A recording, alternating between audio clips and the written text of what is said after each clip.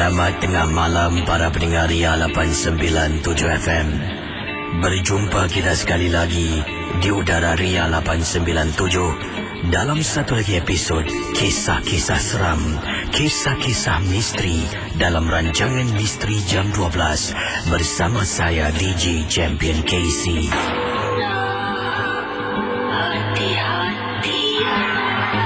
Saudara, sebelum kita mulakan dengan kisah-kisah pada tengah malam ini, di sini Kisi ingin mengingatkan anda semua, janganlah mudah kita percaya kita terikut-ikut dengan apa yang diketengahkan dalam rancangan Misteri Jam 12.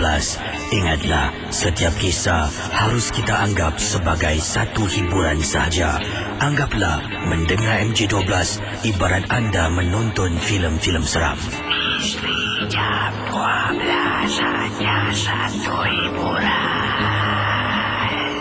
Sekiranya kalau anda mempunyai pengalaman misteri, anda boleh hubungi saya di 669111897.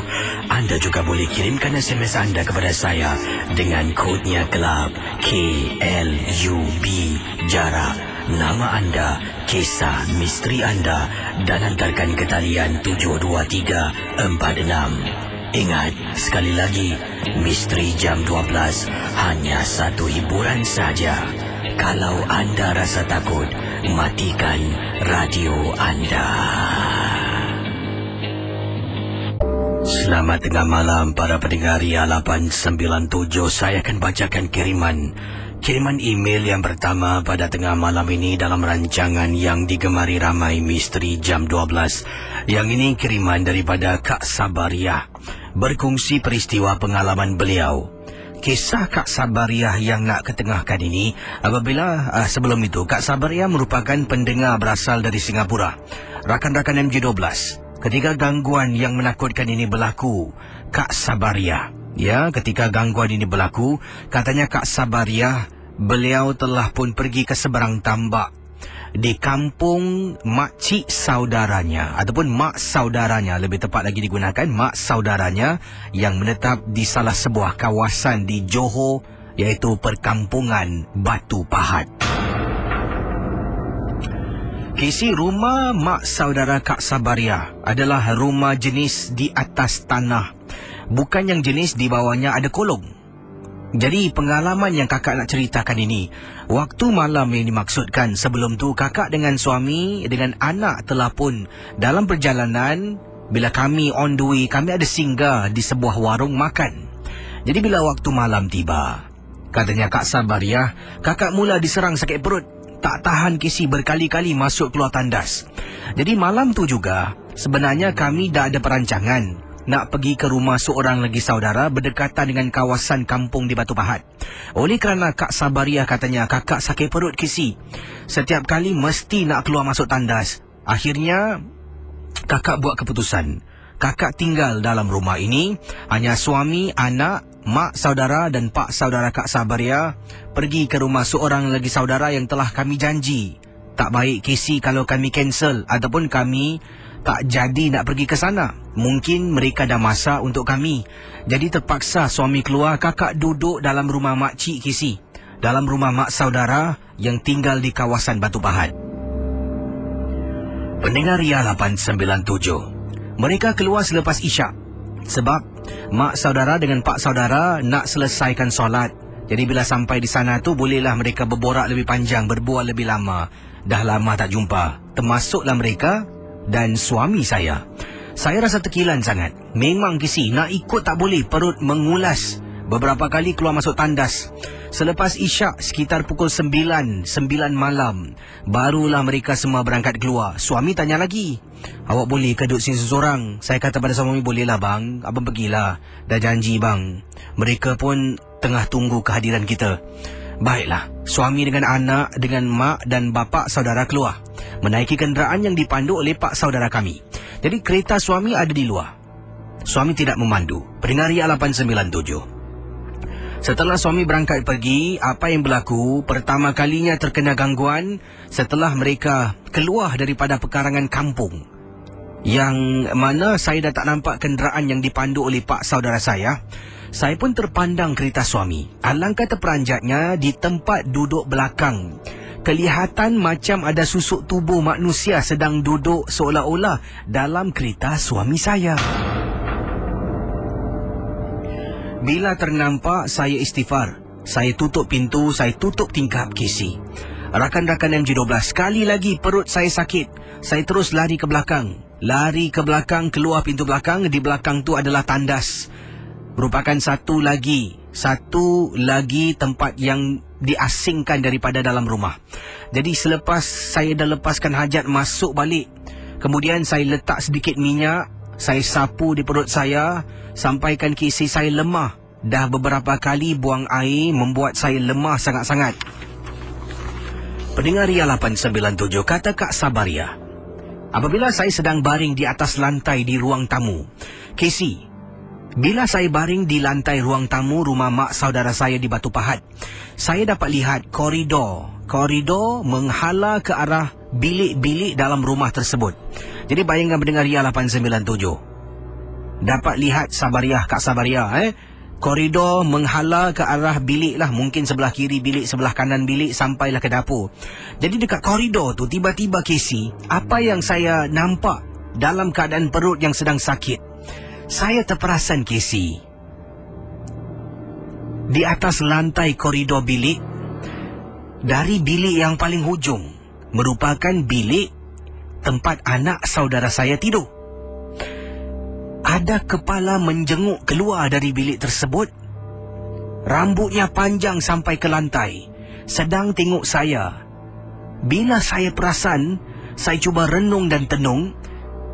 Dalam beberapa saat dia hilang. Entah dia hilang pergi mana. Casey, rumah kampung memang gelap. Kalau saya keluar, tidak ada lampu jalan. Saya pun tak kenal jiran-jiran sebelah.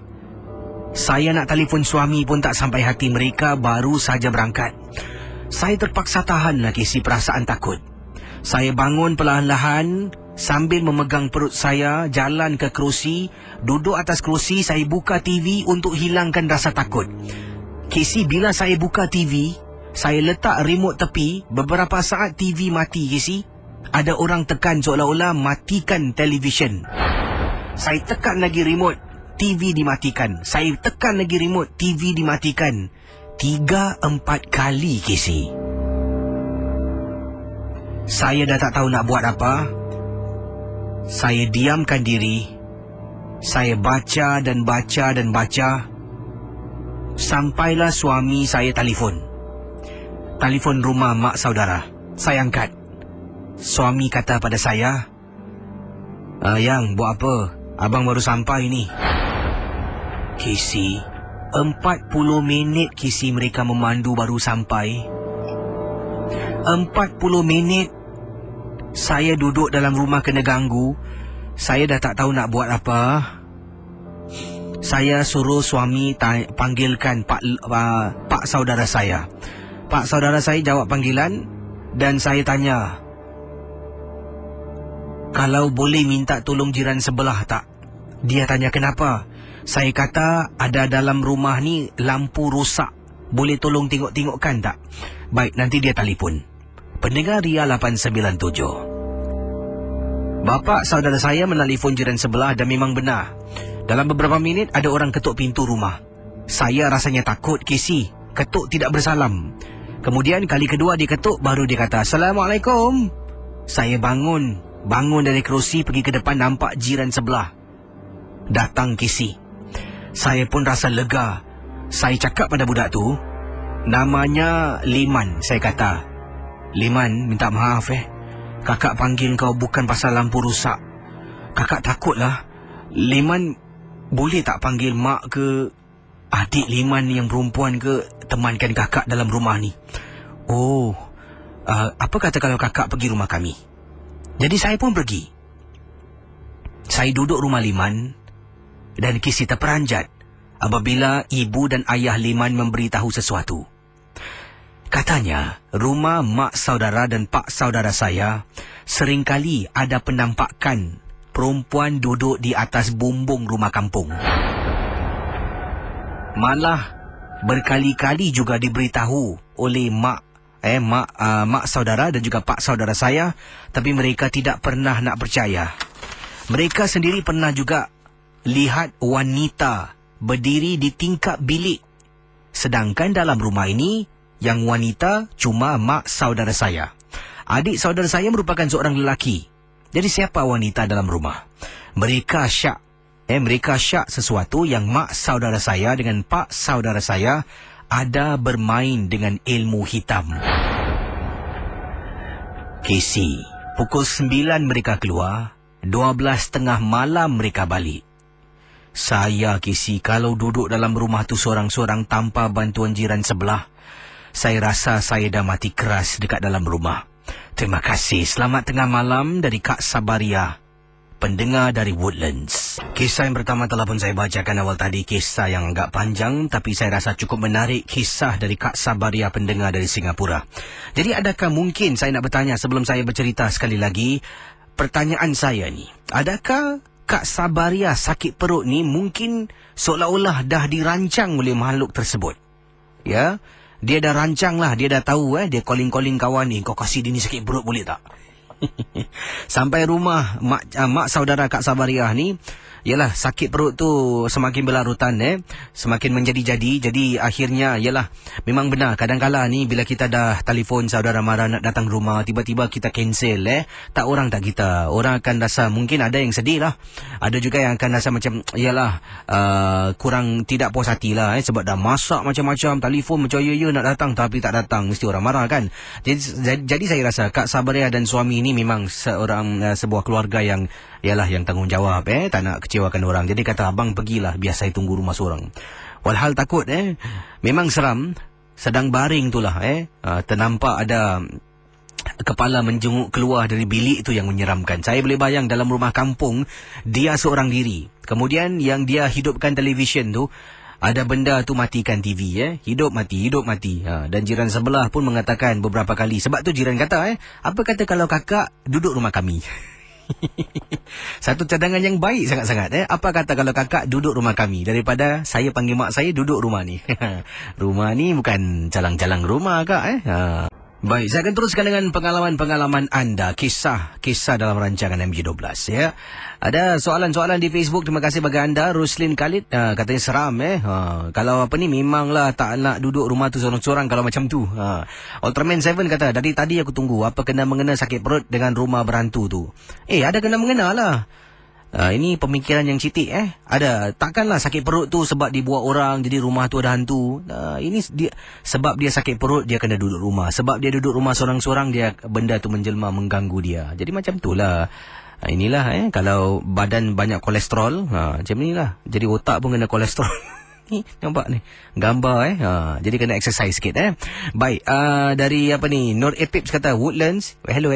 Okey, hello kita akan teruskan dengan kiriman email berikut ini. Kisah di hujung talian akan saya jawab sebentar nanti. Baik, ini kisah yang ingin saya ketengahkan. Datangnya daripada seorang pendengar yang bertugas di salah sebuah kawasan, salah sebuah terminal di lapangan terbang. Namanya Nur Syidah. Syidah merupakan seorang pekerja di lapangan terbang di Singapura. Tak nak sebutlah terminal mana, tempat mana. Beliau bertugas bersama dengan sebuah syarikat. Tak nak sebut juga nama syarikatnya. Mungkin sets polis ke, mungkin sebagai servis counter dan sebagainya. Tapi Syidah mengatakan, Casey, kalau sebut tentang sebuah tandas dekat terminal ... di kawasan Changi, ramai pekerja-pekerja yang dah bekerja sana bertahun-tahun akan tahu tentang tandas yang saya maksudkan. Jadi pada mulanya tempat saya jaga ni dekat dengan tandas. Misal katalah beliau menggunakan alfabet A, B, C, D lah. Jadi tandas yang ada gangguan ni merupakan tandas B. Misal katalah ini tandas B bukan nama sebenar.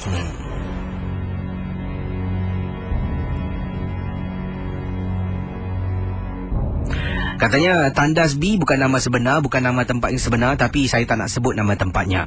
Dia katakan tandas B, tempat saya jaga kaunter dekat dengan tandas B. Saya kalau nak pergi ke tandas, saya tak akan pergi tandas B. Begitu juga dengan rakan-rakan yang lain. Mereka akan pergi ke tandas C atau yang D. Sebab tandas B dah banyak gangguan, dah banyak penampakan berlaku. Ada juga pengguna tandas tersebut, seperti katanya di sinilah, pengunjung-pengunjung di Changi ni, seperti turis lah, mereka yang datang ataupun rakyat tempatan pernah beberapa kali terkena gangguan. Sampaikan memanggil security masuk. Ada kalanya seorang lelaki ni pernah keluar tandas KC, berbangsa dari India. Dia masuk tandas, kemudian dia keluar tandas, dia marah-marah. Jadi seorang pembersih yang bertugas di sana tanya kenapa dia marah-marah. Dia kata, I want to see the security officer, I want to see. Jadi panggil lah, ya, security datang, merupakan sets polis. Jadi bila tanya, dia kata, kenapa dalam tandas lelaki ada perempuan masuk? Jadi dia tanya, adakah itu pembersih? Tak, bukan pembersih, ada perempuan masuk. Aku masuk kubikel, perempuan tu tengah duduk dekat tepi. Jadi pekerja pembersih dan juga polis ni, sets polis ni masuk ke dalam, tolak pintu tandas, cek satu persatu kisi kubikel, dalam langsung tak ada orang. Dia kata impossible, dari tadi aku diri depan tandas ni, kalau dia keluar mesti aku nampak. Dia dah buat kecoh kisi. Kemudian isteri datang, keluarga dia datang. Jadi tak tahu macam mana. Kita kata tak apa, kita akan look into this matter. Akhirnya setelah lebih kurang 1 jam lebih, depan tu ada selisih faham dan bersurai mereka. Dan itulah gangguan yang pernah saya kena. Nak ceritakan tentang tandas B dekat terminal ... ni. Saya mula-mula tak tahu tentang perkara ini. Pernah diceritakan oleh kawan tapi tak pernah kena. Sampai terkena barulah saya gunakan tandas C dengan D, bukan tandas B. Jadi pendengar Ria 897, apa yang ingin diceritakan oleh pendengar kita? Cuba anda bayangkan. Katanya bila saya dengar cerita dari kawan, saya kata pada mereka semua mengarut, meripik. Sampaikan pada suatu hari, saya ada masa rehat selama setengah jam. Saya makan, kemudian saya pun nak ke tandas lah, nak cuci tangan. Bila sampai dekat tandas tersebut, saya macam merasa ada wangian, minyak wangi. Tapi mungkin dalam hati bercakap, ini mestilah ada pengguna gunakan minyak wangi. Masuk dalam kisi, wangiannya membuat saya rasa meremang bulu roma, seolah-olah bau macam bunga cempaka. Betul kisi. Jadi saya pun mula cuci tangan. Apabila salah satu kubikel dalam tandas tersebut, seolah-olah ada benda main pintu. Dia buka, dia tutup. Dia buka, dia tutup pintu. Beberapa kali, saya toleh dia berhenti. Pintu tak bergerak. Saya pun keringkan tangan saya. Baru saya nak keluar kisi, saya dengar dalam tandas bunyi wanita menangis. Pendengar Ria 897, walaupun saya tak nampak, cuma terlihat, terpandang pintu dibuka tutup dan juga terdengar suara perempuan menangis, itu sudah cukup membuat saya rasa takut. Akhirnya katanya saya pun ikut teman-teman yang lain. Kalau nak pergi tandas, biar pun jauh, asal selamat. Terima kasih dan selamat malam KC. Pendengar Ria 897, saya akan teruskan dengan kisah selanjutnya. Ini merupakan kiriman yang ringkas yang saya terima, datangnya daripada pendengar kita. Ini mungkin beliau tertarik dengan kisah tandas awal tadi, dikirimkan oleh pendengar yang bertugas di lapangan terbang di Singapura. Ini daripada Aini berkongsi. KC, bercakap tentang tandas, saya ingin cerita tentang sesuatu. Ibu saya pernah bertugas sebelum ini sebagai pekerja pembersih di salah sebuah bangunan di Singapura. Dan pekerja pembersih, dia bertugas ni waktunya agak lain dari yang lain lah. Lazimnya akan bermula pukul 8 pagi sampai 4 petang. Tapi waktu ibu saya bertugas ada shift, 2 shift. Satu seperti yang saya katakan, 8 pagi sampai 2 petang. Satu lagi 2 petang sampai pukul 6 petang. Jadi apa yang berlaku pendengar Ria 897? Katanya Aini, ibu saya pernah kongsi dengan saya tentang di tempat tugasnya. Dan KC waktu itu ibu dah bekerja di sana dah masuk 2 bulan lebih. Ada sebuah bangunan di Singapura. Saya tak nak sebutkan nama bangunannya, katanya Aini. Dan saya tahu kalau saya beritahu pun KC tak akan keudarakan. Jadi sebuah bangunan, mungkin ada yang pernah bertugas. Bangunan ini di tingkat 5. Ada satu tandas wanita tidak dibenarkan pembersih bekerja shift nombor 2, iaitu shift dari pukul 2 sampai pukul 6 untuk bersihkan tandas tersebut. Ini kerana tandas itu sebelum ini ada satu kematian. Seorang wanita Cina membunuh diri dalam tandas. Dan bayangkan, mereka yang kerja ketika membersihkan tandas itu pada shift yang kedua selalu akan kena gangguan. Antaranya seperti Kisi ceritakan awal tadi, diceritakan oleh ibu saya, pintu tandas dibuat main. Salah satu pintu tandas mula-mula akan dibuka tutup, buka tutup. Dengar Kisi, bunyi pintu tandas tu tak berkali-kali. Dan ibu saya pernah bertanya kepada salah seorang pengawal keselamatan yang dah bertugas menjaga bangunan tu sekian lama. Adakah kisah tentang wanita Cina tua mati dalam tandas itu benar? Dia mengatakan memang benar ada seorang wanita Cina tua yang mati dalam tandas di tingkat 5 bangunan tersebut. Sedangkan beliau juga pada waktu malam, kalau nak buat clocking, katanya seorang pengawal keselamatan ini nak buat clocking selepas 12:30 malam, kena ajak seorang teman. Sebenarnya kalau clocking ni tidak dibenarkan 2 orang pergi. Satu kena jaga front desk. Satu, katanya ibu saya yang diceritakan oleh Abang Gad ni, kena buat clocking seorang diri. Oleh kerana kejadian yang menakutkan dalam bangunan tersebut, tandas tingkat 5, di mana juga tingkat 5 mereka adalah salah satu checkpoint yang kena buat clocking, selepas 12:30 malam mereka akan tulis dekat satu kertas, letak depan cermin nombor telefon, for any assistance please call this number. Merupakan nombor telefon security officer yang sedang buat clocking. Selepas 12:30 malam mereka akan jalan berdua. Kalau tidak, pernah Abang Gad tu menceritakan, bila jalan di tingkat 5, koridor gelap, lampu tak dibenarkan buka. Jadi kena gunakan lampu suluh. Bila jalan suluh lah, koridor sepanjang-panjang, kiri kanan pintu Kisi, pintu office ataupun pejabat-pejabat. Jadi bila tengah jalan suluh, bila tersuluh dekat ujung merupakan tandas, ternampak Kisi ada perempuan sedang berdiri. Betul-betul depan tandas merupakan seorang wanita Cina tua. Oleh kerana itu, ramai berhenti kerja sampailah pihak berkuasa membenarkan selepas 12:30 malam, kalau nak buat clocking, boleh pergi berdua. Itulah kisah yang saya dengar dari ibu saya berkaitan dengan salah sebuah tandas di sebuah bangunan. Wah, seram betul kisah tandas ni. Pendengar Ria 897, Misteri Jam 12 diteruskan dan kita jawab panggilan selanjutnya. Selamat tengah malam. Apa khabar Sofian? Baik, Alhamdulillah. Ini buat panggilan dari mana Sofian? Saya buat dari panggilan dari Sengkang. Dan Sofian ingin cerita tentang apa ni? Okey, ini pengalaman tentang kawan saya, sahabat saya. Bila berlaku? Kisah ni dah lama berlaku, tapi dia punya efek tu macam sekarang lah. Baru dia dapat lah. Oh, okey, silakan kisahnya. Tapi orang pun dah arwah lah. Kisah tentang apa ni, silakan. Okey, baik. Okey, mula-mula ni, orang ni, kawan saya ni, dia masa muda-muda lah dulu Jadi dia pergi jumpa seorang sahabat juga. Ibu dia tu tukang ubat lah. Jadi yalah, masa muda-muda kan tengah darah muda kan. Jadi dia pergi ambil ni ilmu macam kebal. Okey. Untuk kebalkan diri dia lah. Jadi bila dia dah ambil tu barang tu, dah bila tukang ubat ni lah bilangan dia, okey, kau nak kena pergi dekat kubur, pergi tanam satu bungkusan ni lah. Jadi bila dia pergi kat kubur tu, kubur dekat ni kubur lama tu, dekat Bredel. Jadi dia pergi, dia tanam lah barang ni.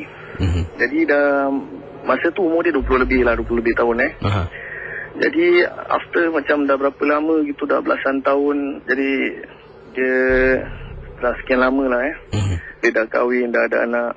Jadi tahun lepas ni, cerita dia baru mula lah.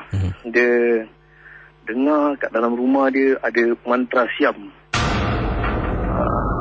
Kat telinga dia duduk tengok TV kan. Jadi dia dengar macam, yalah, orang jampi macam mantra-mantra, macam Thailand main mantra tau. Habis dia nampak pula dalam rumah dia ada macam gajah. Kadang-kadang dia nampak macam Tok Sami siam yang pakai ni baju siam kat dalam rumah pula. Tapi kadang-kadang pula nanti dia tengah tidur, dia bangun, nanti dia sendiri berbual bahasa siam. Jadi bila orang rumah dia dah tengok macam gini kan, Jadi masa tu, yang tahun lepas tu, umur dia dah dalam 40 lebih lah. Jadi, orang rumah dia pun dah tak sedap hati. Bawa lah dia pergi jumpa satu pakar ni lah. Bila jumpa satu pakar ni, si pakar ni cakap lah, ini barang yang dia ambil dah bertahun dulu tu, sekarang tengah makan dia balik. So dia punya efek tu is 20 years later, baru barang ni datang balik. Jadi jadi pakar ni bilang lah, the only cara untuk nak ubatkan dia tu, nak kena pergi ke kubur balik, gali tempat yang dia tanam barang tu, gali balik, angkat tu barang, baru pergi kat pakar tu boleh buka kan lah. Tapi dah after 20 years kan, mana dia boleh ingat tempat mana dia pergi letak gini-gini kan. Jadi bila kita pergi lah, try usahakan jugalah, pergi korek, tak dapat lah barang dia. Jadi susah untuk nak berubat.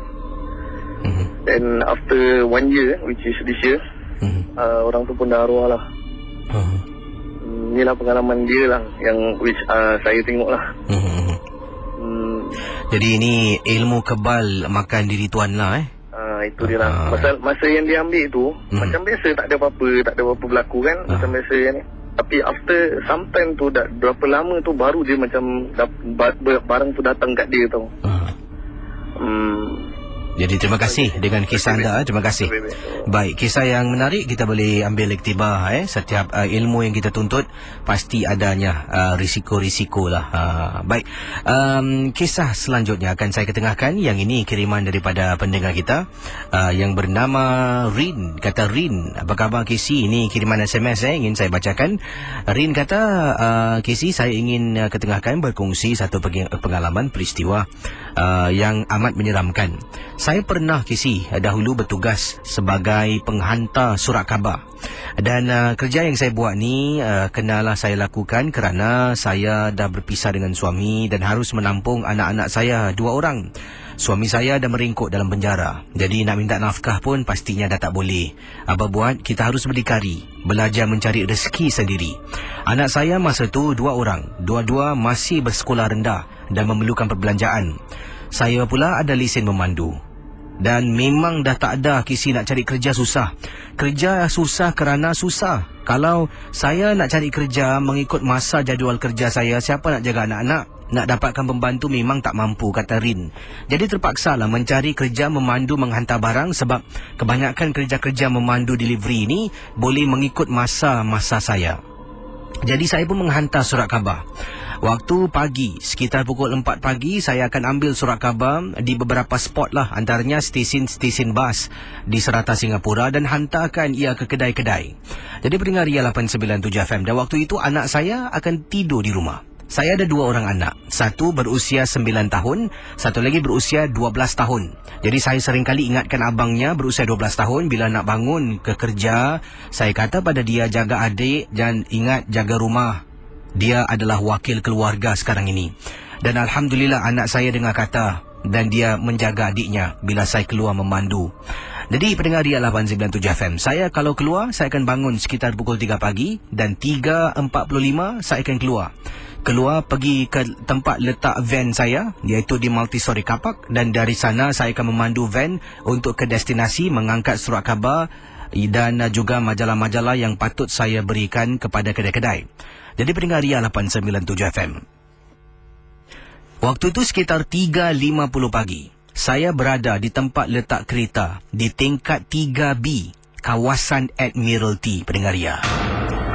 Bila sampai, saya naik tangga. Saya tolak pintu, keluar daripada tangga tu, masuk kawasan kapak. Tiba-tiba meremang bulu rumah saya. Saya dapat rasakan macam ada entiti yang tak baik ada dekat kawasan kapak. Tapi saya tak boleh nampak, cuma dapat rasakan. Saya pun berhenti seketika. Saya pejam mata saya istighfar. Saya niat yang saya nak keluar mencari rezeki. Saya pun jalan menuju ke arah van. Keluarkan kunci van, sampai depan van saya buka pintu. Rakan-rakan MJ12, saat saya nak masuk duduk tempat memandu,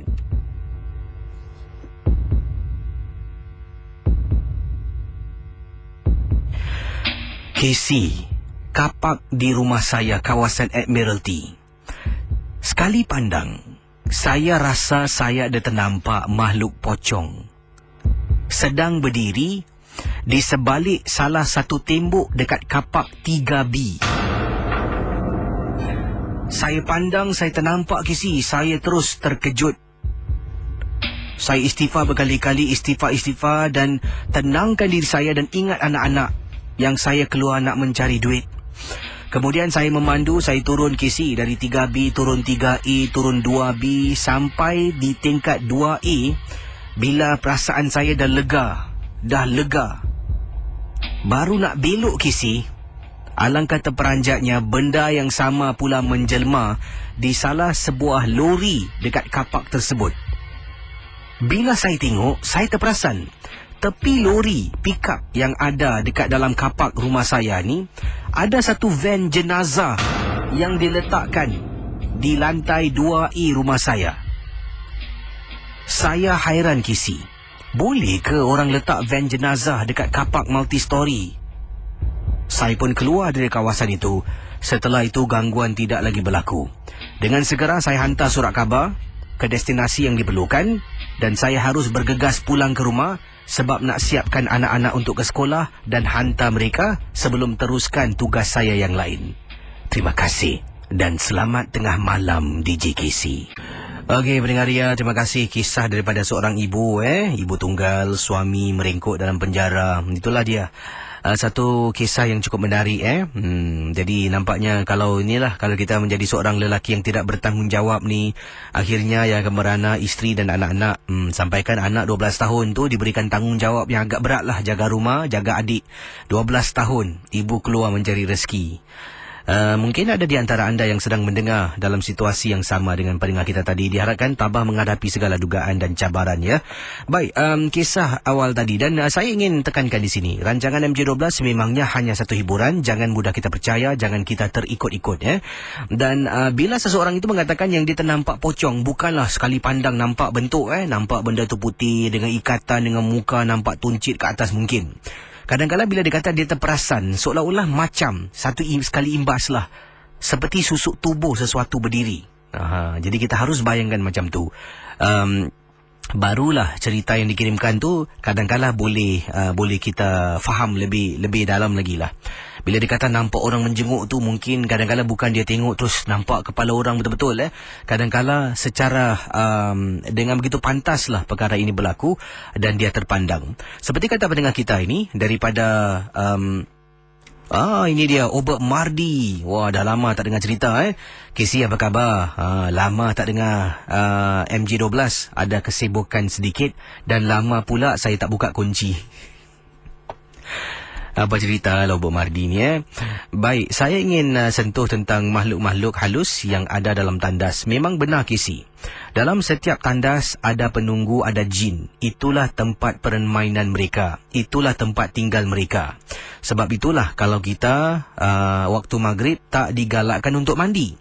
Bila azan maghrib berkumandang, makhluk jin akan bertempiaran lari mencari tempat perlindungan konon-kononnya. Antaranya dalam hutan, juga tempat-tempat pembuangan sampah dan juga tandas dalam rumah. Jadi jangan mandi ketika azan maghrib. Sebaiknya bila azan dah pun ambil wuduk, tinggal nak solat maghrib, katanya Obert Mardi. Jadi apa yang ingin saya sentuh, kalau kita mandi dalam tandas mengikut kata Obert Mardi, selalunya kita tidak digalakkan untuk lama sangat dalam tandas. Sebab makhluk ni memang suka nak mereka yang lemah semangat ataupun yang ada dampingan yang lain yang mungkin punya diri pun tak tahu. Bila si punya diri yang ada dampingan yang lain tak tahu, dalam tandas tu memang ada jin, dia akan terus merasuk badan punya diri dan membuat orang tu akan terkena gangguan. Saya pernah menghadiri beberapa kes di mana tuan punya badan tak nak keluar tandas. Betul Kisi, apa saya ceritakan mungkin lucu, tapi hakikatnya benar. Kita juga digalakkan kalau mandi dalam tandas, jangan terus tidak berpakaian. Wanita supaya berkemban, lelaki setidak-tidaknya menggunakan seluar. Sebab ada jin betina atau jantan dalam tandas yang suka tengok. Memang lucu dibuatnya, tapi tak percaya, tanyalah mereka yang arif. Itu pendapat pandangan saya. Dalam tandas jangan dibuat main. Kalau boleh, waktu-waktu tertentu ada masa bersihkan tandas. Nak tandas yang bau busuk, penuh dengan air kencing, itu lagi dia suka. Terima kasih dan selamat tengah malam Casey Obert Mardi. Terima kasih bagi anda yang dah like Facebook saya. Terima kasih banyak-banyak. Dan dari masa ke semasa saya akan cuba kemaskinikan Facebook saya. Pendengar Ria 897, telah pun saya upload sesuatu yang saya baru tadi terima kiriman email tentang gambar ni. Dan saya tanya anda tentang beberapa soalan lah. Jadi apakah mungkin anda bawa bersama dengan anda kalau anda disuruh lah duduk dalam rumah ni dengan tawaran yang tinggi. Jadi apakah 3 benda yang akan anda bawa bersama? Baik, saya akan teruskan pengalaman anda dalam rancangan MG12. Yang ini daripada siapa ni? Amirul kata, Assalamualaikum Abang Casey. Waalaikumsalam warahmatullahi ta'ala wabarakatuh. Amirul sekarang ini sedang menjalani perkhidmatan negara di salah sebuah camp di Jalan Bahar. Sebut Jalan Bahar ni tahulah kat mana. Katanya Amirul, beberapa malam Amirul pernah terbangun apabila terdengar bunyi telapak kaki orang berjoget dalam bang yang Amirul sedang tidur. Tapi bila tanya rakan-rakan yang lain pada paginya, mereka semua tak dengar dan tidak pernah terbangun di waktu malam, dikejutkan di waktu malam dengan bunyian telapak orang berjoget. Boleh dengar, kata Amirul, boleh dengar dengan jelas Abang Casey. Malam tu kalau sedang tidur dengan nyenyak akan terbangun dan dengar seperti orang berjoget Casey. Telapak gerak-geri kakinya macam penari-penari, kalau tak silap saya ni katanya macam penari-penari India yang joget dengan hentak kaki berkali-kali. Dan saya pernah tanya kepada sarjan saya tentang gangguan dalam bang, tapi dia mengatakan mungkin saya hayal, saya bermimpi. Tapi saya yakin saya tidak bermimpi. Tak tahulah, kadang-kala officer-officer dan juga sarjan-sarjan ni, selagi tidak ada apa-apa yang berlaku, selagi itulah mereka akan cakap macam-macam. Sampailah mungkin ada yang pingsan, sampailah mungkin ada sesuatu yang berlaku, baru nak ambil tindakan. Itu saja. Terima kasih dari kiriman Amirul. Itu dia. Baik, kita ke hujung talian sekarang. 669-11897 669-11897. Kita bersama dengan pendengar kita. Hello, selamat tengah malam. Hello. Hai, siapa tu? Okey, Kak Ima sini. Buat panggilan dari mana Kak Ima? Daripada Wampo. Wampo pengalaman Kak Ima ni dulu saya dulu ada pernah ketengahkan satu cerita tentang kawasan Wampo dulu. Mungkin Kak Ima pernah dengar tentang seorang makcik ni, katanya anaknya balik tinggal dengan ibunya macam itulah. Dan Kak Ima tinggal Wampo dah berapa tahun ni? Okey, Kak Ima baru tinggal. Tapi Kak Ima ni bukan ada cerita apa-apa tau. Kak Ima minta pendapat. Okey, silakan. Okey. Perkara ni baru terjadi baru terjadi. Tak sampai pun 1 jam. Okey. Anak Kak Ima memang sebelum ni 2-3 hari yang lepas dia mimpi. Dia cakap, dia datang tadi lah, mak abang mimpi apa? Abang mimpi badan abang kena sengat dengan itu lebah. Dia kata satu badan dia kena gigit dengan lebah.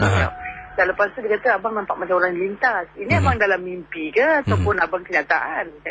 Abang mimpi mak. Lepas tu abang bangun badan abang sakit. Dan lepas sakit besok lagi kerja, hidung dia keluar darah. Habis dia pergi doktor kata panas. Habis tu dah tak apa Casey. Habis dia demam sakit all the way dah 2-3 hari. Tak baik-baik. Tadi dia datang kat sini, dia bilang Kak Ima lah tu, Kak Ima buatkanlah air yasin segelas dia sedang minum. Lepas dia minum air yasin, dia duduk depan mata Kak Ima ni.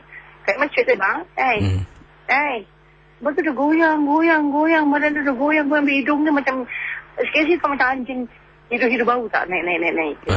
Dia gitu. Dia kata, apa bau. Habis si adik tu dah lari penakut kan. Tapi Kak Ima cakap, Kak Ima signal adik dia keluar lah, nak berbual kenapa abang kau gitu. Jadi si adik dia lari. Habis tinggal orang rumah dekat sebelah. Habis Kak Ima cakap, sabar mak pergi masjid pergi cari orang masjid dulu. Yelah kita ni bukan pandai sangat kan sikit-sikit tu boleh lah, melebihi batas tak tahulah.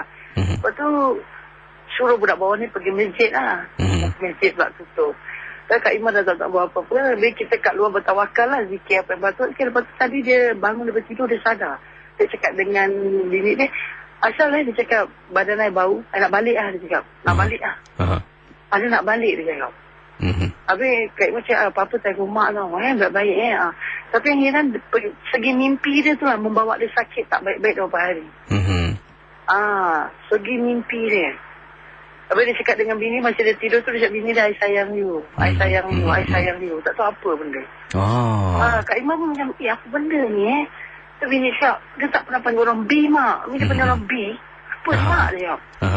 Macam tu tak, Mak tak tahu macam dia macam Kak Iman minta kata orang pendapat orang ramai lah. Apa kena dengan Kak Iman dengan alamat mimpi tu, dengan hidung dia berdarah, apa dia sakit tak baik-baik. Kak Iman kata Yasin tu jadi gini.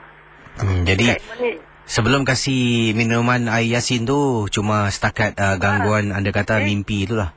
Cuma yang masih belum kasih air Yasin tu dia cakap dia demam. Mak, abang demam. Dah berapa hari kau demam ni? Berapa usianya tu? 30 masuk 30 lah. Oh, okey. Nanti kita akan tanya pendapat pandangan Jadi isterinya sekarang pun dapat rasakan ada sesuatu yang berbeza pada suaminya lah. Kasi dengan tadi Kak Iman turun bawah kan. Di kejar budak tu. Dek, orang masjid buka tak? Kak Iman waktu nak turun bawah, sekali Kak Iman dengar, sekali suara orang panggil. Sekali sekali demi Allah. Tapi Kak Iman terus turun tangga tu, subhanallah la haula wala quwwata illa billah, istighfar yang mana boleh istighfar sekali. Mak, suara garau orang. Kakak cerita ni meremang dulu rumah saya. Tu Kak Iman loncat tangga tu. Dek buka masjid, tak cik kiri kanan tutup. Allahu Akbar, macam mana ni pasal Kak Iman dah ikhtiar, bukan tak ikhtiar. Suddenly kan dia jadi gini. Macam kita tak tahu nak cakap apa, tapi dia nak balik, dia resah dia nak balik. Kak Iman dah tak dapat tahan dia. Macam dia pesanan tu, kalau baik-baik kalau balik baik-baik tau. Kalau apa-apa call Mak. Yalah Mak, dia cakap. Semacam pasal dapat tangkap Casey, betul-betul Kak Iman dapat tangkap. Dia diam, dan lepas tu badan dia goyang. Itu Kak Iman cakap, apa pasal budak ni macam berzikir pula. Cuit peha dia bang. Lagi laju. Buka lampu tengok mata dia macam biji saga. Cakap, apa budak ni cuit tak habis ni Kak Iman cuit ni. Cuit dia masih lagi goyang. Lain macam ni kes kenal adik ni keluar. Buat si adik cabut. Mak ni badi kan. Kak Iman tak pendapat apa disebabkan mimpi lepas tu dia jadi itu. Habis hidung dia berdarah. Satunya doktor cakap panas, tak mustahil lah kan. Lepas tu dia kata badan dia lepas mimpi tu, bangun tu bisa. Daerah mana bisa? Cakap dengan belakang tengkuk, dengan dada yang mana kena attack lepas semua bisa Mak dia cakap. Badan abang bisa dia cakap. Tu Kak Imam tak pendapat lah, mana tahu ustaz-ustaz yang dengar ke siapa-siapa ke, tolonglah bagi pendapat. Boleh, kita akan cuba. Terima kasih Kak Ima. Okey, sama. Kembali. Mungkin ada di Facebook Ria 897. Ya, Kak Ima juga boleh lungsuri Facebook Ria 897. Kalau ada mungkin anda yang ingin membantu berikan pendapat pandangan mungkin kadang-kadang kita ada pernah terdengar, terbaca. Dan kalau Kak Ima lungsuri Facebook Ria 897 dan Facebook DJKC ni, harap Kak Ima maklumlah sebab ada juga yang suka ajak bergurau dengan komen-komen. Jadi jangan ambil hatilah kalau yang bergurau tu. Baik, kita akan teruskan. Mungkin yang lain, Obot Mardi ke, Said Alatas, Raja Syahdan ataupun Encik Habib Muhammad. Dah lama tak dengar berita dari Encik Kadi Encik Kadi ke kalau sedang mendengar, ataupun Pak Raden dah lama juga tak dengar Pak Raden Jadi boleh berkongsi pengalaman anda ataupun pendapat pandangan anaknya mimpi disengat lebah, kemudian bangun saja dari mimpi tu ada beberapa kejadian yang diceritakan awal tadi berlaku. Rakan MJ12, saya akan teruskan kisah selanjut ini.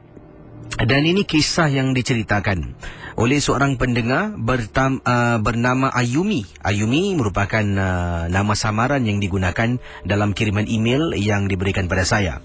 Katanya, apa khabar KC? Selamat tengah malam. Salam MJ12. Nama saya Ayumi, bukan nama sebenar. Saya ingin berkongsi pengalaman saya. Ketika itu saya duduk di rumah dengan ibu dengan abah saya.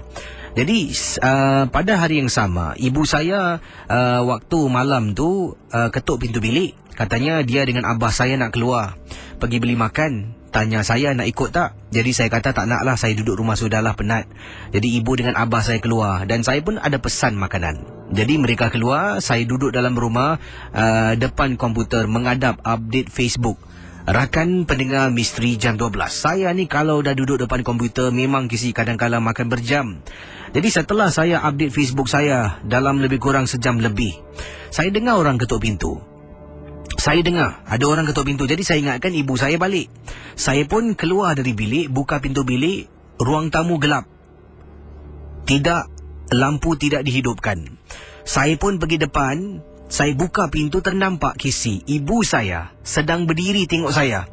Jadi saya pun tarik pintu rumah saya ni sebab belakang pintu ada kunci yang digantung untuk buka pintu besi. Pintu besi dah diketap dengan mangga. Saat saya nak buka pintu tu, saat saya buka pintu rumah tu, tengok ibu sedang berdiri, dia tengok saya, dia senyum. Jadi saya pun tolak pintu kayu. Bila tolak pintu kayu, pemandangan saya ni terselindung lah, ditutup dan saya tak nampak depan. Saya ambil kunci tergantung belakang pintu, saya tolak balik nak buka pintu, ibu saya tak ada dekat depan. Katanya Ayumi. Jadi saya pun bukalah pintu besi tu, saya buka mangga tu, saya tengok kiri kanan. Jadi saya tak puas hati, Kisis. Mungkin ibu saya main dengan saya, ajak bergurau. Saya tinggalkan pintu. Rakan MJ12, cuba anda bayangkan. Ayumi katakan waktu tu pintu besi masih terbuka, pintu kayu masih terbuka. Saya masuk dalam rumah. Saya pergi ke telefon rumah saya angkat telefon sambil saya berdiri. Bila berdiri, kata Ayumi, saya memandang ke arah pintu saya. Saya pun telefon ibu. Telefon 2 kali tak angkat. Ini mesti kerja ibu saya ni. Kemudian Kisi, dia datang lagi, ibu saya berdiri depan pintu. Tengok saya senyum, Kisi. Mak jangan main-main Mak jangan main-main Telefon rumah berdering. Tadi kan ada 2 miss call. Saya telefon ibu, saya jawab, hello? Ni telefon mak Ada apa Rakan MJ12, sekarang ni pintu ruang tamu saya terbuka luas, Kisi. Benda tu dah tak tahu dah. Bila mak saya telefon, ibu saya telefon ni, dah tak ada dekat depan. Mak kat mana, Mak? Tengah beli makan ni, nanti Mak on the way balik Saya letak telefon. Dalam perjalanan, Kisi, saya capai tangan saya nak tutup pintu besi. Saya dengar suara. Tak nampak orang, dengar suara. Dia sebut nama samaran lah dalam cerita yang asal mungkin dia sebut nama sebenar. Yumi. Kisi, bila saya dengar dia panggil Yumi, saya tutup pintu, tak sempat nak ketap mangga. Tutup pintu kayu, saya masuk dalam bilik ketakutan, Kisi. Nak tunggu mak balik macam lama sangat. Itulah peristiwa pengalaman yang mengganggu saya. Terima kasih, Kisi. Terima kasih pendengar Ria. Dan selamat tengah malam. Anda cuba bayangkan pendengar Ria 897. Bila Ayumi kata saya buka pintu, nampak mak saya berdiri depan pintu Dia sedang berdiri, tengok saya senyum, Kisi.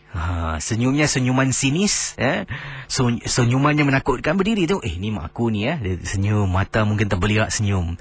Dia tolak pintu kayu, mungkin pemandangannya, kata di sinilah pemandangan saya tertutup seketika. Saya capai kunci, saya tolak balik pintu kayu, ibu saya, mak saya depan pintu dah hilang. Wah, seram betul kisah Ayumi ni meremang bulu rumah saya. Terima kasih bagi anda yang sudi dan masih setia bersama dengan saya. Terima kasih pada pendengar-pendengar di seberang tambak, khususnya juga rakan-rakan di seberang tambak, abang-abang motor yang sedang mendengar sekarang ini. Anda berada di stesen kedai minyak.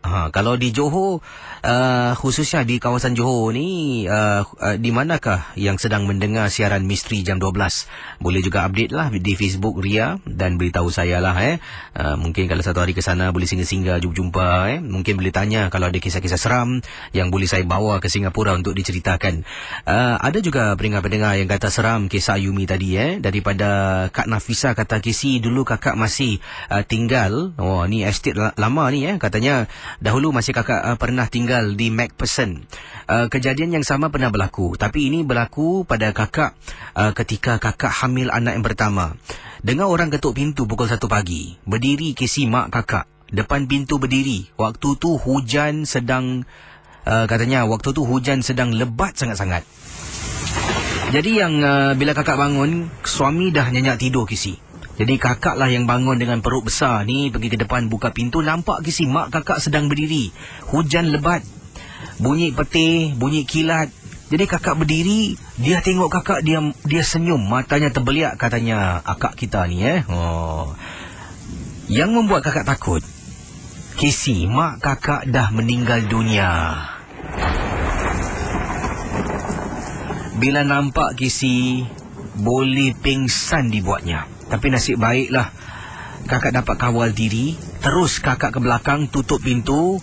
Dan bila baring atas katil, masih terngiang-ngiang wajah arwah ibu. Tapi bukan yang baik yang kakak nampak depan rumah tadi, Kisi.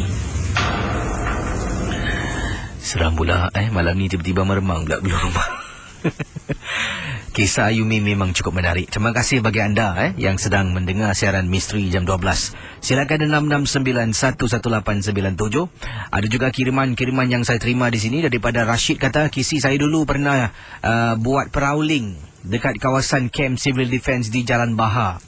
Bila saya berada dekat transport punya area di mana diletakkan lori-lori, dululah beberapa tahun lama dulu, di belakang tu tak pernah buka lampu, ditutup. Sejak kebelakangan kejadian-kejadian berlaku, mereka mengarahkan tempat transportation di belakang tu. Kalau Kisi tanya budak-budak CD mesti tahu. Barulah dihidupkan lampu dengan alasan security reason, takut orang menceroboh. Sebenarnya bukan. Ramai yang buat prowling jalan dekat belakang tu akan ternampak Kisi macam-macam. Sebab belakang tu dekat transportation dekat dengan tanah perkuburan Islam. Dulu kalau Kisi pernah ke sana, ada satu pondok. Daripada tempat transportation tu boleh nampak Kisi pondok. Dekat pondok tu lah beberapa penampakan di waktu malam. Ada juga sampai takut nak buat prowling katanya, nak buat prowling di sana. Dan Kisi tanyalah mereka yang pernah menjalani perkhidmatan negara di sana. Terima kasih dan selamat malam. Okey. Kita ke hujung talian sekarang. Hello, selamat pagi. Hello. Okey, kalau ingin bercerita silakan 669-11897. Okey, pendengar Misteri Jam 12. Kita akan teruskan kisah bersama dengan pendengar kita. Hello, selamat pagi. Hello, selamat pagi. Ya, siapa tu? Saya Nasir. Cik Nasir buat panggilan dari mana ni? Daripada Beluk. Ada kisah pengalaman tentang apa, Cik Nasir? Bukan ada kisah pengalaman lah, Kisi. Saya nak minta bantuan sesiapa yang boleh menolong isteri saya sakit ni. Nanti saya dapatkan nombor Cik Nasir kalau Cik Nasir boleh berkongsi sedikit apakah mungkin masalah sebenarnya? Okey, masalah isteri saya dalam 4 tahun ni lah. Dah 4 tahun. Apa yang terjadi pada isteri saya ni macam diperbuatan daripada orang membuatnya lah. Saya dah berusaha banyak tempat. Saya dah sampai ke Johor, Seremban, saya dah pergi. Usaha. Habis ada jugalah yang membantu dengan ikhlas. Ada kita nak kena bayar kan. Kita ni bukan ada kemampuan. Kita nak yang terbaik je lah. Yang dapat mengatasi dan menolong isteri saya sebalik macam dulu kala lah. Bila dia makan sekarang macam badan dia malam tak boleh tidur. Apa pun tak boleh ni lah. Macam perut dia macam sekarang macam busung. Sebab tu bila itu hari saya dengar jam 12 ni, tak tahu yang satu orang tu siapa, Haji Sarip yang tinggal dekat mana macam Timis agaknya. Itulah saya ingat kalau boleh dapat nombor telefonnya. Tengoklah, okey, kalau saya akan dapat nombor anda dan kalau anda setuju saya boleh serahkan nombor anda pada pendengar yang nak bantu macam mana? Alhamdulillah, syukur. Tapi lepas tu bila saya dah serahkan, saya dah tak ada apa-apa lah kaitan dengan mungkin apa yang anda berhubung lah dengan yang serahkan nombor tu Okey, sebentar kejap.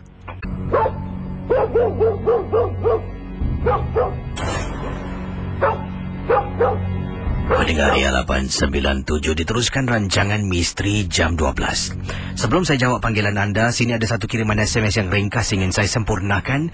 Datangnya dari seorang pendengar yang bernama Rita. Rita kata, apa khabar Kisi? Khabar baik. Saya ingin berkongsi satu peristiwa. Bukan saya yang alaminya, tapi ini berlaku kepada kawan baik saya, kepada anak gadisnya. Anak gadis ni suka sangat tengok cermin pada waktu maghrib. Bukan kerana dia suka tengok cermin waktu maghrib, tetapi bila dia balik sekolah, kadang-kala waktu itulah dia akan mandi. Lepas mandi tu, waktu itu juga dia akan tengok cermin. Dan beberapa kali ibunya pernah menegur. Sampaikan dipendekkan cerita, kata beliau, Rita, anak kawan saya terkena gangguan kisi. Pada mulanya ibu dia ingatkan mungkin dia bergaduh dengan kawan ataupun tekanan emosi. Tapi bila dibawa jumpa doktor, lama-kelamaan penyakit yang dialami, penyakit aneh ni menjadi pelik lah. Sampaikan saya sarankan jumpa seorang pakar. Bila dia bawa jumpa seorang pakar, rupa-rupanya kisi, semangat anak kepada kawan baik saya ini terperangkap dalam cermin yang dia sering lihat dalam rumahnya. Jadi si tukang ubat tu cuba kembalikan pulih pada anak kawan saya ni. Alhamdulillah, dengan izinnya anak kawan saya kembali macam biasa, tetapi makan masa yang lama sebelum mendapat perawat yang baik yang boleh membantu. Wah. Hello Kak Salbia, selamat tengah malam, apa khabar? Hello. Ini buat panggilan dari mana Kak Salbia? Ini daripada Kunyasam. Silakan pengalaman Kak Salbia. Ini ceritanya dalam tahun 60-an lah. Masa tu kita mesti tinggal kat Dimo kampung lagi lah. Mengandung anak yang nombor 4 tau. Tak tahu kenapa kita berdua suka tak tengok bawaan budak ke tidak, tak tahulah kan. Suka tengok midnight tau. Tapi arwah mak pernah marah lah kan. Korang ni kalau tengok midnight ke, korang mesti nak pergi tengok midnight. Kenapa? Dia cakap gini tau. Main biasa kan boleh pergi, cakap gini tau. Tapi mak dah kasih apa-apa lah resipi bawa kan. Habis bila kita jalan turun daripada kat kereta api tu kan, taksi kat situ, pasal taksi tak mau masuk dalam, dia takut kalau malam dia gelap kan. Sekali kita orang jalan, waktu siang tu ada bikin railway tau. Railway tu dibuka, tu tak tahulah kan. Jadi kita orang dengar bunyi burung hantu tau. Cukup kita orang yang penakut kan. Habis jalan ni, belum sampai nak belok kat rumah kita orang lorong tu kan, kali ternampak kan macam ada satu benda tau. Tapi benda tu berbulu pakai si. Dia macam begini. Gini. Habis yang Kak Sah pun dia terperanjat lah, genggam tangan suami kan. Genggam ni. Habis suami tanya, apa? Habis kata Kak Sah kata, sini lagi tak bersuara kan. Tangan jalan dia gini kan. Waktu cakap, kalau nampak apa-apa ke, apa-apa jangan tegurkan kan. Habis orang nampak gitu, dah sampai nak sampai kat rumah lorong jalan tu, suami tanya, Saya tadi nampak apa? Dia cakap. Habis kata, balik sampai rumah baru cakap. Dia gitu balik, buka baju semua cium muka kasi. Baru cerita dengan suami kat dalam. Habis mak dah bangun kan. Mak kata bagus, tengok midnight lagi. Itulah ceritanya Kak Salah. Pengalaman masa tahun dalam 60-an lah, duduk sana kan. Terima kasih Kak Sal. Kembali kasih. Kembali. Waalaikumsalam warahmatullahi taala wabarakatuh. Okey, macam-macam kisah malam ni kisah pengalaman misteri dalam rancangan MJ12. Dan terima kasih diucapkanlah kepada Ubud Mardi.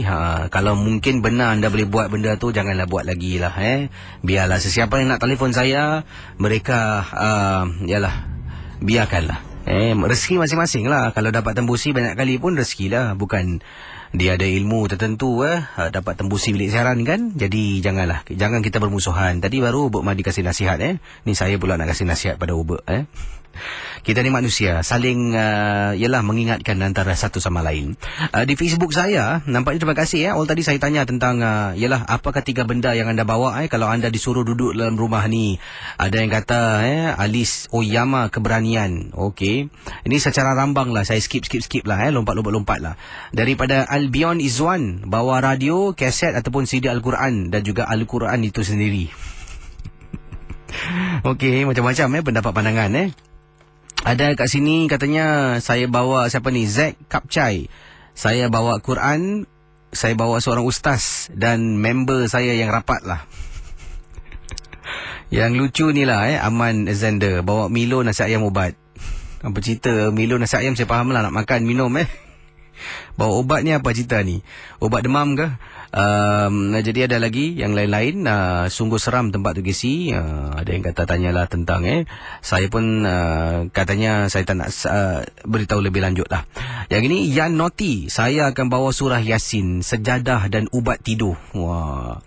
Ini tentang rumah lah yang saya nak tanya. Saya akan secara rambang dari Billy Kidman. Saya bawa iPad, lampu spotlight dengan iPhone. Dah ada iPad nak buat iPhone lagi. Ada Apis Jaw. Saya bawa rokok, lighter dengan iPad. Macam-macam. Tengah takut pun sempat Anda Dragon Okey, yang ini first bawa radio, buka ngaji all the way. 2 Al-Quran boleh baca tak henti-henti. Handphone untuk emergency, manalah tahu daripada Syida Giles. Okey. Ada yang kata Sri Sulastiyanti Sojono, saya bawa ustaz. Saya bawa KC dengan bapak saya. Apa cerita pula awak nak bawa saya? Macam-macam hal Ada yang kata di sini bawa minuman, Red Bull, iPhone, bawa rokok, insya-Allah dengan semangat yang kuat demi kisi gua pergi daripada Esa Aziz. Demi saya ke? Jangan macam tu Okey, itulah antara mungkin benda-benda yang anda akan bawa. Anda boleh terus postkan apa yang akan anda bawa lah. Saya akan baca bila saya dah habis bertugas ni. Terima kasih bagi anda yang memantau Misteri Jam 12 di Ria 897. Dan bagi yang kirim SMS tak dapat saya baca semua, saya mohon maaf. Saya akan cuba baca beberapa lagi SMS sebelum saya tutup tirai. Jangan takut saya akan baca lah Mungkin ada kisah satu lagi lah. Okey, satu lagi kisah dalam rancangan MJ12.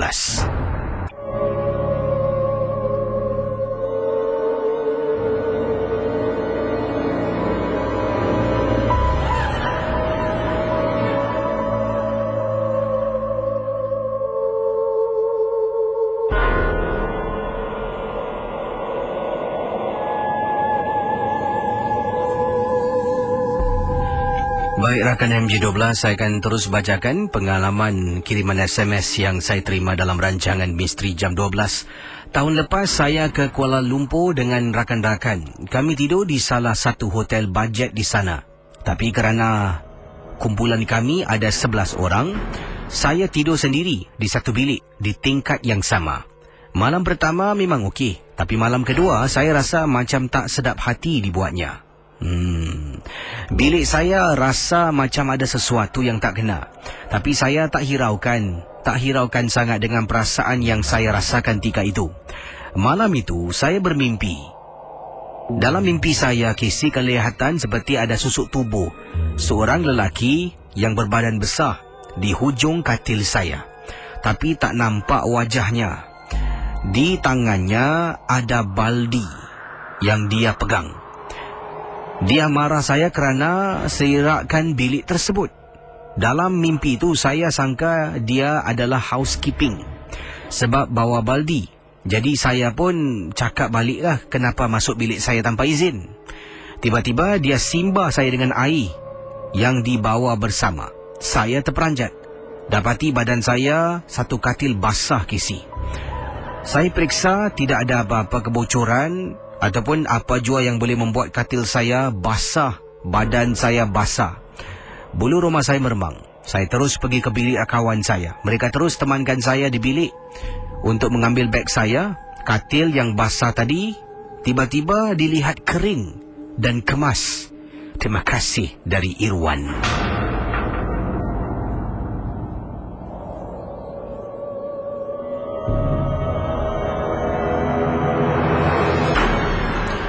Yang ini kiriman SMS yang ingin saya ketengahkan. Satu lagi SMS satu lagi kisah. Datangnya daripada siapa ni? Syamsul. Assalamualaikum Kisi. Waalaikumsalam. Nama saya Syamsul. Tolong Kisi bacakan pengalaman saya. Ini berlaku di estate perumahan saya di kawasan Al-Junid. Saya tinggal di tingkat 10. Rumah saya menghadap rumah blok sebelah. Bila menghadap blok sebelah boleh nampak Kisi. Belakang blok rumah saya menghadap depan blok rumah sebelah. Di tingkat 9, depan sebuah rumah orang Melayu kita, berdiri seorang perempuan. Sejak saya balik kerja pukul 11 malam, saya masuk tanda, saya tengok tingkap, saya nampak dia berdiri depan pintu. Wajah badannya menghadap depan pintu rumah jiran di tingkat 9 blok sebelah. Saya masuk dalam tanda, saya mandi, saya makan, saya cuci tangan, saya tengok dia masih berdiri. Saya hisap sebatang rokok. Masuk bilik tidur. Kemudian pukul 3 pagi saya terbangun, katanya. Saya terbangun, kata Syamsul. Pergi tanda, sebuang air kecil. Saya ambil sebatang rokok, berdiri dekat tingkap, masih lagi berdiri. Tidak bergerak-gerak, Casey. Kemudian saya rasa macam ada benda yang tak kena dengan budak ni, ataupun dengan susuk tubuh yang ada di tingkat 9 blok sebelah. Saya ada seorang kawan yang tinggal sama blok dengan saya. Dan seorang kawan saya ni kenal seorang sahabat yang tinggal blok sebelah. Waktu tu saya telefonlah sahabat saya. Dan kebetulan dia belum tidur lagi. Saya tanya, saya suruh dia pergi blok sebelah. Saya suruh dia pergi tengok blok sebelah di tingkapnya. Dia pun bangun dengan telefon, dia menuju ke arah blok. Kemudian saya tanya, kau tengok tingkat 9? Rumah Aman. Aman ni kita kenal budak ni dengan nama Aman. Dia juga budak kawasan Aljunied lah. Jadi rakan saya tengok, rumah Aman. Jadi bila dia tengok, dia kata, ada apa? Kau tengok tu budak tu diri. Dari tadi tak gerak-gerak. Jadi kawan saya yang tinggal di tingkat lain ni mengatakan yang dia tak nampak apa-apa. Saya tiba-tiba terperanjat, Casey. Saya suruh dia tengok lagi. Kau tengok betul-betul. Budak tu berdiri lama ni. Casey dan pendengar Ria 897, kawan saya kata dia tak nampak apa-apa. Tiba-tiba meremang bulu rumah saya, Casey. Seolah-olah saya seorang yang nampak. Dan mungkin gangguan itu bukan nak mengganggu blok sebelah. Mungkin penampakan wanita itu nak mengganggu saya. Saya kata pada kawan saya, tak apalah kau tidurlah, aku pun nak tidur. Masuk bilik, Casey. Terkebil-kebil mata saya. Barulah dapat saya tidur. Terima kasih dan selamat tengah malam, Casey. Bagaimana? Kadang-kadang macam tu. Kita ingatkan benda tu datang nak ganggu kawan kita, nak ganggu dia ni, nak ganggu dia tu. Rupa-rupanya dalam kisah yang saya rasa memang menarik lah. Dia tengok, dia suruh kawan dia telefon. Kebetulan kawan tak tidur. Dia kata, tengok, kau tengok blok sebelah, rumah Aman, tingkat 9. Kawan tengok tak nampak apa-apa, dia seorang nampak. Ini bermakna mungkin, katanya benar lah. Agaknya benda tu sengaja nak ganggu saya. Kawan tak nampak, saya jumpa anda. Dah 2:10 minit ni, overtime ni. Esok malam dalam satu lagi episod Kelab Kelakar Seram. Terima kasih dan terus bersama Ria Insomnia.